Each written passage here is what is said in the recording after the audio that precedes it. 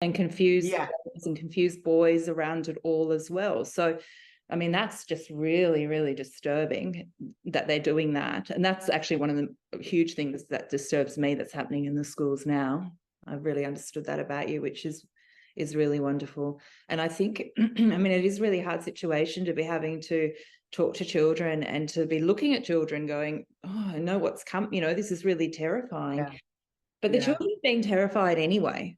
And maybe there's a way of, I mean, of course, it's not like just go, oh, they're going to try and genetically alter you. And, there's ways of talking, but Yeah.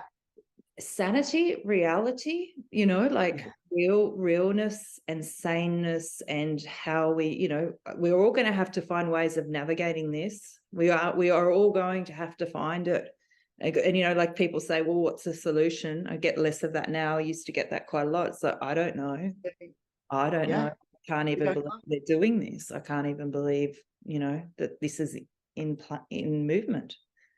So, but if we can, I guess, just hold on to the children and try and, I mean, there's a lot, because they're going to be completely, I mean, they already are now with their own instincts, like Yeah. whether or not even someone's a boy or a girl or what you call them. I mean, they're meddling around with any natural, spontaneous way of communicating. So even children would be completely pressured to have to check every single thing that comes out of their mouth. Trying to put the bill through now. So if you're over 16, you can get you can just change your sex on your birth certificate, and under 16, it's a very small amount. You can, the child itself, under 15, I think, and under, the child itself can choose the therapist. So the parents have no say over that, and they've got to go to a few sessions, and then they can change their sex on their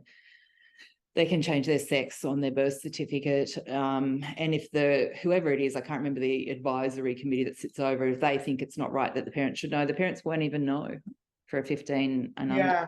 child. So I think that's happening all around the world in step with each other.